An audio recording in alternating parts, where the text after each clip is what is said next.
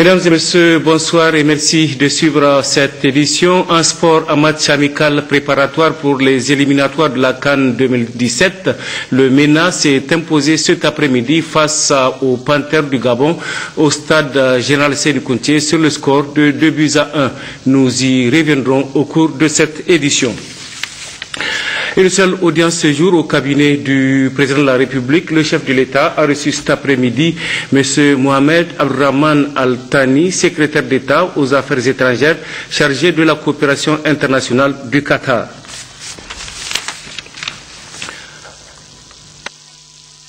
Communiqué du secrétariat général de l'Assemblée nationale, les membres de la commission des finances et du budget de l'Assemblée nationale sont convoqués en réunion extraordinaire le lundi 8 juin 2015 à 9h30 dans la salle habituelle des séances. La présence de tous les membres est vivement recommandée. Le Premier ministre chef du gouvernement, Birji Rafini, a quitté Niamey vendredi 5 juin à destination de Rome en Italie dans le cadre d'une visite de travail. Le Premier ministre chef du gouvernement est accompagné dans ce déplacement de Meidaj Alambey, ministre d'État, ministre de l'Agriculture, Madame Kafa Rekiatou Christine Jakou, ministre délégué à l'intégration africaine, Monsieur Gado Mamadou, directeur de cabinet du Premier ministre, Touré Amadou, ambassadeur du Niger en Italie, et Wandeiba Botoru, haut commissaire à l'initiative 3N. La fondation Gouri Vie Meilleure de la première dame Aïssata Issoufou est venue en appui en médicaments, consommables médicaux et équipements à la nouvelle maternité du village d'Itigine dans la commune rurale du Kourfey, département de Filengue. Ce dont permettra de rendre opérationnelle cette maternité. Le point avec Jouari Isiaka et Bachir Harouna. La fondation Gouri Vie Meilleure avait été sollicitée par l'association dénommée Jeunesse Associative d'Itigine pour le développement. Une association qui regroupe des cadres et des jeunes originaires du Kourfey, motivés pour l'amélioration du cadre de vie des populations de leur localité. Après avoir bénéficié de la part d'une ONG la construction de ces bâtiments, il ne restait que cet appui de la fondation Gouri Vie Meilleure pour que la maternité soit opérationnelle. Permettez-moi aussi, mesdames et messieurs, de formuler une mention spéciale à la fondation Gouri Vie Meilleure, avec à sa tête la première dame, Madame Aïssata Issoufou Mamadou, pour ses efforts multiples et multiformes pour le bien-être des populations du Niger en général et celle d'Itigine en particulier, et pour avoir accepté d'appuyer cette maternité qui fait l'objet de la présente cérémonie en matériel et en médicaments. Encore une fois de plus, par ma voix, la population d'Itigine témoigne toute sa gratitude à la fondation Gouri Vie Meilleure. La première dame Aïssata Issoufou, qui milite pour la promotion d'une meilleure santé de la mère et de l'enfant, à travers notamment la motivation des femmes pour les consultations prénatales et natales, le moyen mis en place appelé Marie École, qui engage les époux dans cette noble tâche, ne pouvait rester insensible à cette requête de la jeunesse d'Itigine.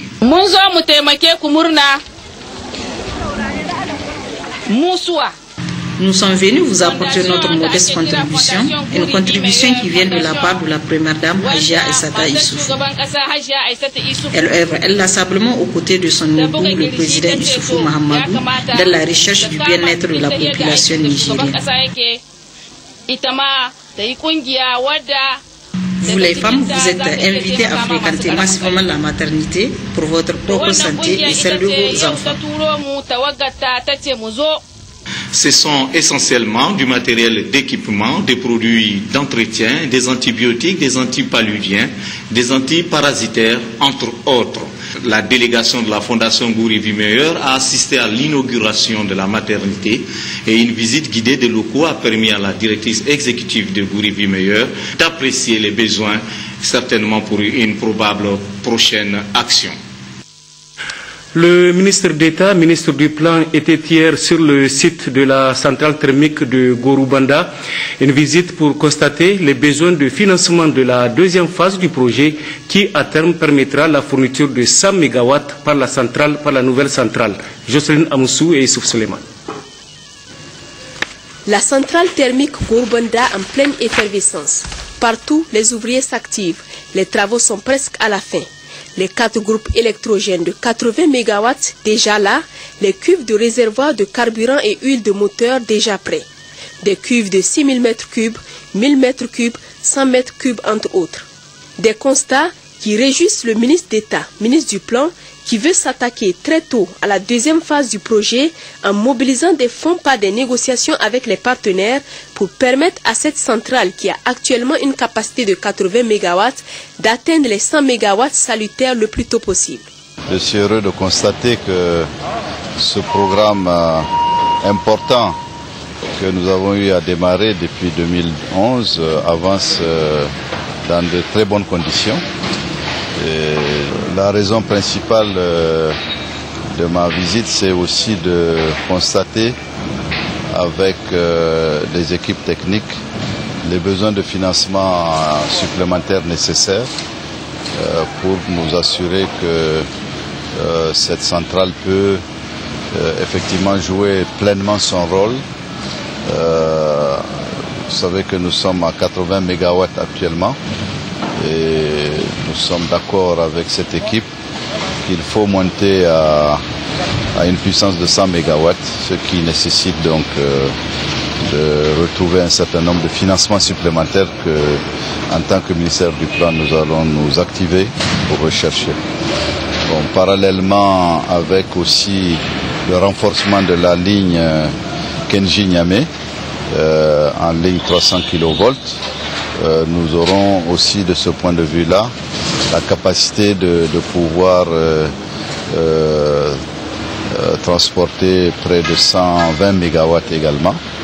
Donc je pense qu'avec ces deux précautions supplémentaires, on peut espérer donc à partir de l'année prochaine, le problème énergétique de la ville de Niamey en particulier et du Niger dans son ensemble peut être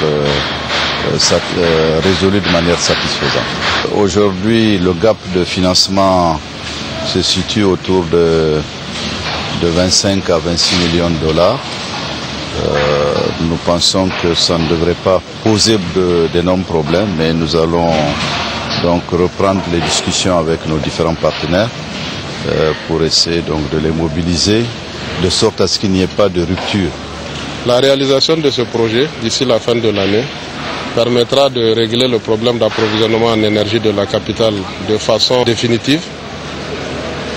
Et c'est une occasion aussi pour nous, à travers vous, de montrer aux Nigériens comment les choses se passent et de leur dire que nous sommes en train d'arriver et que ce grand projet, qui fait partie des méga projets du président de la République, va apporter la solution définitive.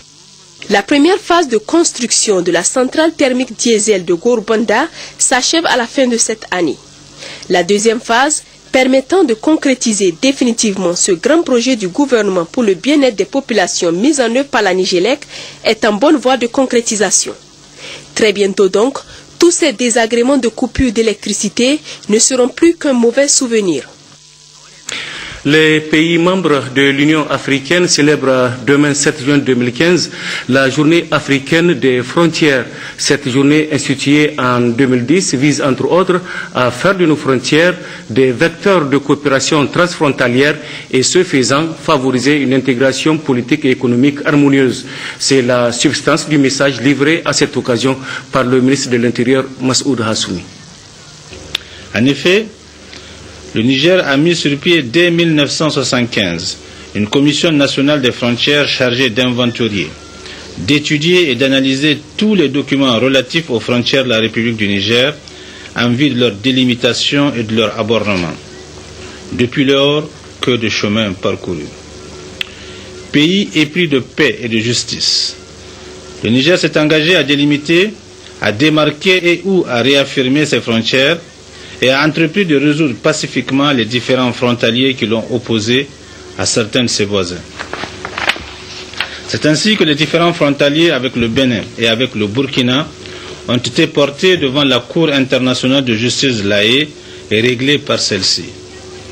Mesdames et messieurs, comme vous le savez, l'Organisation de l'Unité africaine a, dès sa naissance, consacré l'intangibilité des frontières héritées de la colonisation comme principe sacro-saint et leur délimitation et démarcation un objectif prioritaire.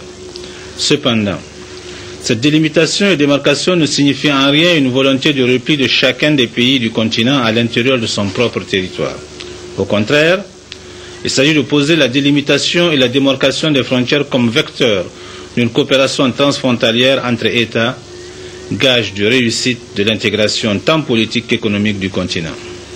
C'est pourquoi le Niger a été l'un des tout premiers pays à adopter et à ratifier la Convention de l'Union africaine sur la coopération transfrontalière, dite Convention de Niamey, dont les objectifs sont les suivants. Faciliter la promotion de la coopération transfrontalière au niveau local, sous-régional et régional. Saisir les opportunités qui naissent du partage des frontières communes et relever les défis y afférents. Faciliter la délimitation, la démarcation et la réaffirmation des frontières inter-États, conformément aux mécanismes convenus par les parties concernées. Faciliter le règlement pacifique des différents frontaliers. Assurer une gestion intégrée, efficiente et efficace des frontières. Transformer les zones frontalières en éléments catalyseurs de la croissance ainsi que de l'intégration socio-économique et politique du continent. Et enfin, promouvoir la paix et la stabilité à travers la prévention des conflits, l'intégration du continent et l'approfondissement de son unité. Mesdames et messieurs, pour atteindre les objectifs civilisés, l'Union africaine a mis en place une plateforme de coordination et de communication technique pour le programme Frontières de l'Union africaine appelé Unité de programme Frontières de l'Union africaine. Mesdames et messieurs, l'Afrique de l'Ouest en général, et singulièrement la région du Sahel, se trouve à la croisée des chemins, avec un important potentiel de croissance dans un contexte de menaces sécuritaires caractérisé notamment par des revendications identitaires, une radicalisation religieuse et des trafics illicites de toutes sortes qui se développent alors que la religion n'a pas encore vaincu ses faiblesses structurelles qui ont pour nom fragilité de certains processus démocratiques, délimitation et démarcation inachevée des frontières, faiblesse de coopération transfrontalière entre les États, d'où la nécessité d'une gestion coordonnée de nos frontières communes, même au prix de l'abandon d'une partie des souverainetés nationales. Il importe de rappeler à cet effet le programme de renaissance du président de la République, chef de l'État, son Excellence M. Issoufou Mahamadou, qui réserve une place de choix à l'établissement des relations privilégiées avec les pays voisins et au renforcement de la coopération avec les pays amis, et ce, conformément à l'article 172 de notre loi fondamentale. Unir et intégrer l'Afrique grâce à des frontières paisibles, ouvertes et prospères, tel est le défi auquel nous engage le programme Frontières de l'Union africaine à travers le dépassement de la frontière barrière et sa promotion en passerelle d'intégration entre les peuples. C'est dans cet esprit que mon collègue du Burkina Faso et moi-même avons coprésidé le 30 avril dernier la cérémonie officielle de lancement des travaux de bornage de la frontière de nos deux pays. En tout état de cause, le Niger poursuivra ses efforts de gestion pacifique de ces espaces frontaliers et de sensibilisation des différents acteurs concernés afin de faire des zones frontalières un creuset de convivialité et de prospérité pour les peuples liés par la culture, l'histoire et la géographie. Je vous remercie. Zéro malade au lit, c'est le constat fait par le ministre de la Santé publique, Manu Agali, qui a procédé hier à la fermeture du site numéro 1 de l'épidémie de méningite en compagnie des partenaires techniques et financiers. En effet, depuis plus de 72 heures, ce site n'a pas enregistré de nouvelles admissions. Compte rendu, Nana Maria Mamoutaï. Quelques semaines seulement, le site numéro 1 d'isolement de l'épidémie de méningite de Lazaret contenait plus de 4000 personnes avec plus de 200 évacuations par jour. Peu à peu, aujourd'hui, ce site ressemblait à un endroit fantôme. Plus personne, seulement les infirmiers à l'attente d'un éventuel cas. Hier, le ministre de la Santé publique, accompagné de ses partenaires techniques et financiers, intervenu pour l'éradication des méningites, notamment l'Organisation mondiale de la santé, Médecins sans frontières et l'UNICEF, ont procédé à la fermeture du site numéro 1 de Lazaret. Cela signifie que, grâce à la forte collaboration des partenaires, des agents de santé déployés, de la bonne participation des populations, mais aussi des efforts sans merci consentis de la part du gouvernement, l'épidémie de méningite a complètement baissé à Niamey, tout comme dans les zones à l'épidémie. Médecins sans frontières était là depuis le début de l'épidémie auprès du ministère de la Santé pour prendre en charge les malades de méningite. C'est une épidémie, c'est la première fois qu'on est confronté dans le monde à une épidémie de cette envergure de type C. Je suis en tout cas très heureux de manifester la joie de mon organisation, de voir que les cas ici au site de Lazaret, qu'il y en a plus de cas de méningite. Les fois passées, on trouvait près de 250 cas hospitalisés par jour. Mais la fois passée, on est venu, on a vu 8 cas. Le jour suivant, c'était 2 cas. Maintenant, il y a 0 cas. C'est vraiment très heureux. Une cérémonie mémorable. Il s'agit de la fermeture du site numéro 1 de Lazaret. Il vous souviendra, il y a quelques jours, moins d'une semaine, nous avons procédé à la fermeture du site numéro 2. Et bien, cet après-midi, avec nos partenaires, avec les agents du ministère, nous allons procéder à la fermeture du site numéro 1. Donc, il n'y a plus de site de prise en charge au niveau de la ville de Niamey. Ceci dit, s'il y a des cas par la suite de méningite, ils seront pris au niveau de nos formations sanitaires. Donc le travail de traitement, de prendre en charge les malades va continuer, mais pas au niveau des sites dans les formations sanitaires. Il s'agit de prendre cette décision compte tenu du fait que 3 jours durant, nous avons eu 0 admission, 0 au lit, 0 référence, 0 décès. Il s'agit d'un événement capital pour nous, ministère de la Santé publique, pour nos partenaires aussi. Et surtout pour les agents, vous les avez vus, ils sont émis, ils sont dans ces murs-là seuls. Et par le passé, c'était pratiquement des centaines de personnes qui passent ici. Nous avons fermé aussi les laboratoires ambulants. La surveillance est désormais plus que jamais de mise dans les différentes formations sanitaires pour la détection et une bonne prise en cas afin d'éradiquer ce fléau qui a sémé la psychose au sein de la population nigérienne. Les ministres de l'enseignement supérieur, des enseignements secondaires et celui de la formation professionnelle étaient ce matin au lycée Korombe dans le cadre du bac sportif. Une visite de supervision du déroulement des différentes épreuves qui ont démarré depuis mercredi dernier. Jocelyne Amoussou et Souseleman. Il n'est jamais trop tard pour encourager et donner des conseils en cas d'examen.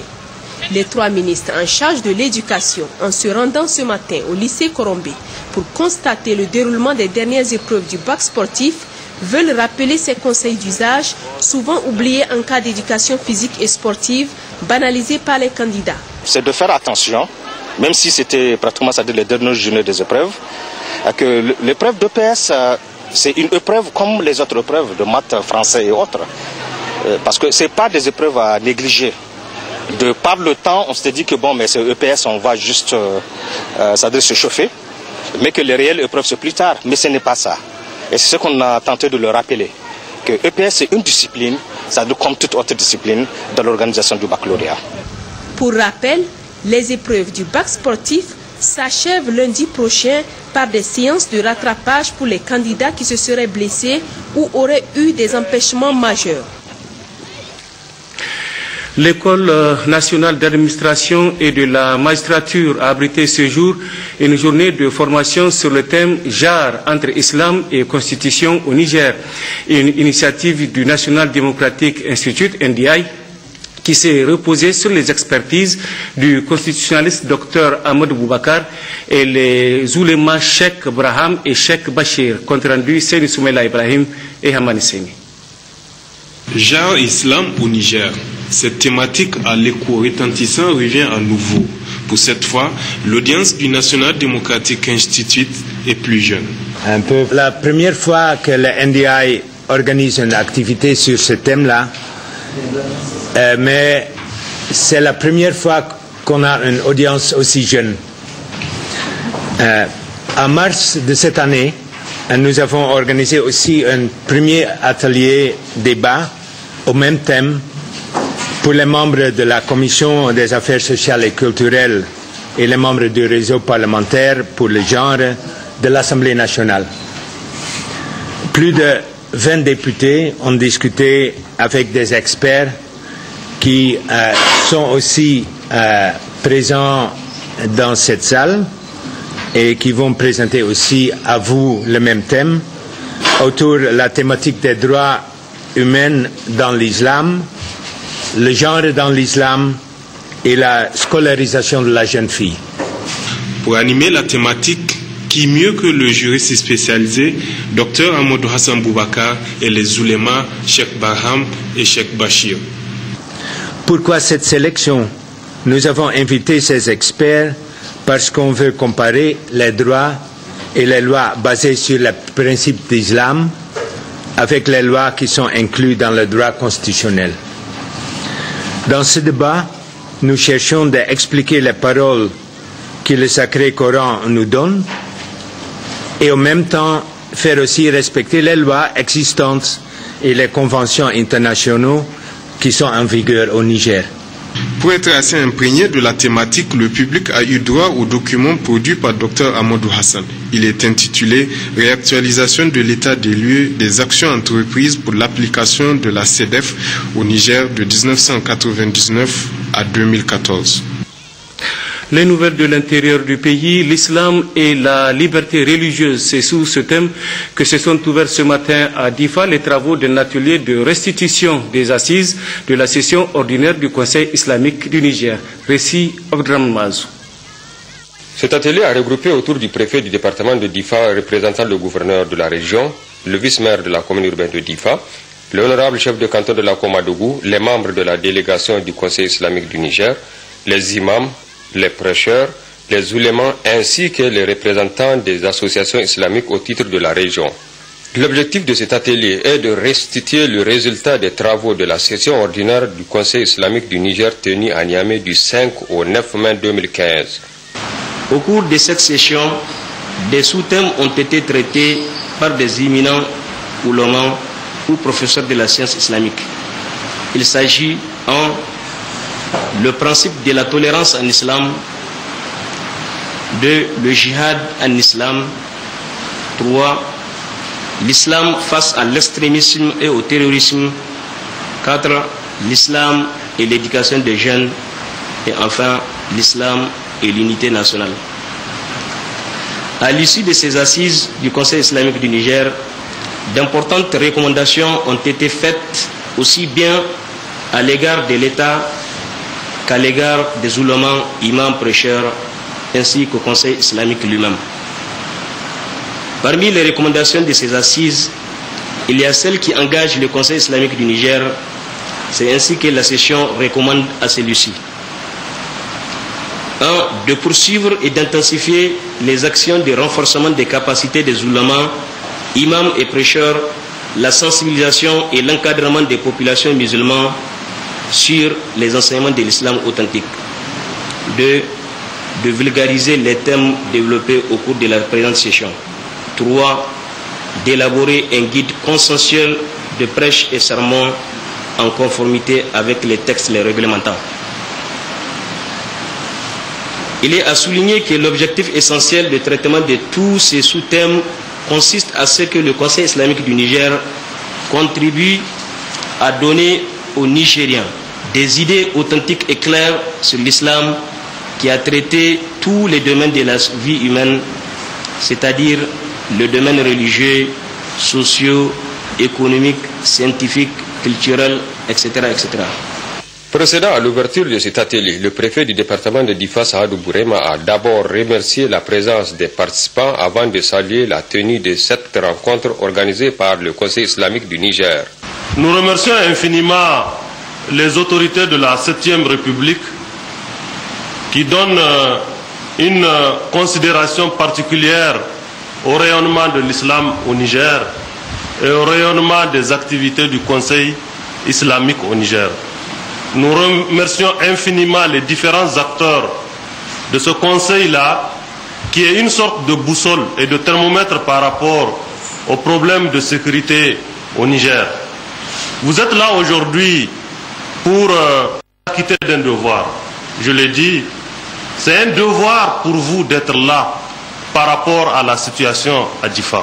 Auparavant, le vice-maire de la commune urbaine de Difa, Boukar Kolo, a souhaité la bienvenue aux participants avant de se réjouir de la tenue de cet atelier dans la commune urbaine de Difa. Le gouverneur de la région de Maradi a effectué une visite à la direction régionale de l'agriculture. Objectif, s'enquérir des conditions de l'état des préparatifs de la campagne agricole au titre de l'année 2015 dans la région. Kassou Moutari, Mamanoumor. Il faut rappeler que la campagne d'hivernage 2014 a été excédentaire de l'ordre de 135 000 tonnes de céréales, 1000 plus cerveau. Cependant, le principe de vase communicant n'étant pas possible, il a été identifié et déclaré 653 villages et tribus agricoles déficitaires à plus de 50%, comptant environ 7 000 personnes, soit 16 208 ménages vulnérables.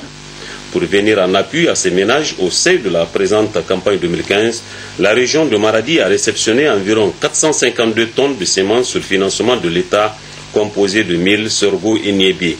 La région a également bénéficié de la FAO 187 tonnes du mil et sorgho et 15 tonnes NPK de l'État de Kachina destinées aux zones vulnérables pour accompagner les semences. Actuellement, les tests de germination se poursuivent dans les départements. La mise en place au niveau village et la distribution aux bénéficiaires suivra aussitôt. Par rapport à la situation des produits phytosanitaires, la direction régionale de l'agriculture de Maradi dispose de 10 200 litres de produits pour une couverture d'environ 20 000 hectares, sans compter les produits disponibles au niveau des départements. Pour la logistique, la région, a dit le directeur régional de l'agriculture, Abdallah Goussouman, pourrait mobiliser 4 Toyota Fokker pour intervention, traitement de 3 appareils auto-portés et un camion de transport des produits, ce qui permettrait à la région de faire face aux premières poches d'attaque des ennemis de culture. Ainsi, la DRDA Maradi suit 2604 villages et tribus agricoles, chaque campagne agricole, 145 sites de culture irrigués et plus de 47 marchés céréales pour constater le tempérament sur le plan alimentaire. Actuellement, sur 71 DA et communes, 38 postes sont occupés. En considérant le ratio de 22 villages par agent d'appui conseil de proximité, la région a besoin de 118 agents de terrain. Le gouverneur de la région de Maradi, Abdou Maman, dont l'objectif de cette visite à la DRDA est de constater de visu l'état de déroulement des préparatifs de la campagne, s'est dit réjoui de toutes les dispositions prises par les autorités de la 7e République et ses partenaires pour un bon démarrage de cette campagne agricole 2015 dans la région de Maradi. Le gouverneur de la région a tenu également à prodiguer des sages conseils aux agents trouvés sur place dans leurs bureaux respectifs